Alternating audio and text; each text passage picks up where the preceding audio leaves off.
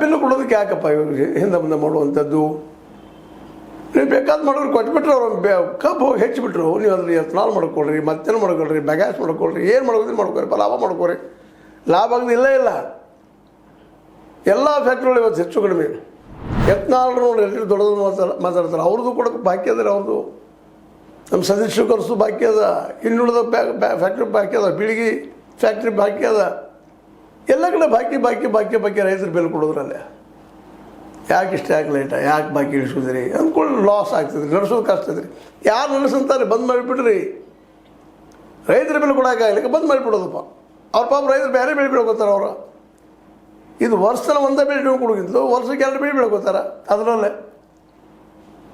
ಮತ್ತು ಈಗಾಗಲೇ ಹಲವು ಸಲ ಈ ಚರ್ಚೆ ಮಾಡ್ತಾಯಿದ್ವಿ ನಾವು. ರೈತರು ಸಹಿತ ಹೋಗ್ತಾ ಇಲ್ಲ.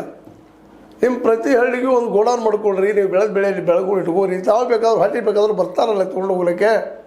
ವ್ಯಾಪಾರಿಗಳಿಗೂ ವ್ಯಾಪಾರ ಬೇಕಾಗಿದೆ, ಎಲ್ಲರಿಗೂ ಉಣ್ಣೋದಕ್ಕೆ ಆಹಾರ ಬೇಕಾಗಿದೆ. ಆಹಾರ ಎಲ್ಲರಿಗೂ ಎಸೆನ್ಷಿಯಲ್ ಕೂಡ.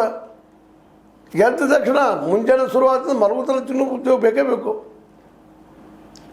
ಇವ್ರು ವ್ಯಾಪಾರಿಗಳಿಗೆ ದುಡ್ಡು ಬೇಕು, ಅದು ತಂದು ಹೋಗಿಸಿಂದ ಮಾರ್ತಾರೆ ಅವ್ರಿಗೆ. ಯಾಕೆ ರೈತರಿಗೆ ವಿಚಾರ ಮಾಡೋರು? ಇವರು ಬೆನ್ನತ್ತೆ. ಈಗ ನೋಡ್ರಲ್ಲಿ ಶುಗರ್ ಇದ್ರ ಮುಂದೆ ಕಮಿಷನರ್ ಮುಂದೆ ಸ್ಟ್ರೈಕ್ ಮಾಡ್ತಾಯಿದ್ದೀರಿ. ಹಗಲಿ ರಾತ್ರಿ ನಿಮ್ಮ ಬಿಲ್ ನಿಮಗೆ ಕೊಡಾಕ್ರಿ. ಇದೇ ಪ್ಯಾಟ್ ಹೋಗಿ ನೀವು 1 ಕಿಲೋ ಅಕ್ಕಿ ತೊಗೊಂಡ್ರು ಅಕ್ಕಿಗೆ ರೊಕ್ಕ ಅದಾಗೆ ಕೊಡಬೇಕಾ? ಉದ್ರಿಲ್ಲ ಅವ್ರು ಇರ್ತಾರೆ ರಾಮತ್ ಬೇರೆ. ಆದರೆ ಆ ಅಂಗಡಿಯವ್ರ ಕಾರಣ ಉದ್ರಿ ಇಲ್ಲೋದು ಬಂದ್ ಮಾಡಿಬಿಟ್ಟಿದ್ದಾರೆ. ಗೌರ್ಮೆಂಟ್ ಜಾಬ್ ಇದೆ ಅಷ್ಟೇ, ಇಲ್ಲ ಯಾರಿಗೂ ಕೊಡೋದಿಲ್ಲ. ದುಡ್ಡು ಕೊಟ್ರಿ ಒಯ್ಯಿರಿ ಅಂತ. ರೈತರಿಗೆ ಹಾಕಿಲ್ರಿ ಇದು. ನಮ್ಮ ಕಪ್ ಹಚ್ಚಿದ್ರಿ 10 ದಿವಸ ಟೈಮ್ ಇದು ಕೊಟ್ಟು 10 ದಿವಸ ಆಗಂತ ಯಾಕೆ ಹೇಳ್ತಾ ಇಲ್ಲ ರೈತರು? 40 ಎಷ್ಟಪ್ಪ ಈಗ 4,700 ಕೋಟಿ ರೂಪಾಯಿ ಬಾಕಿ ಐತೆ ಬಿಲ್ಲ. ಯಾಕೆದು?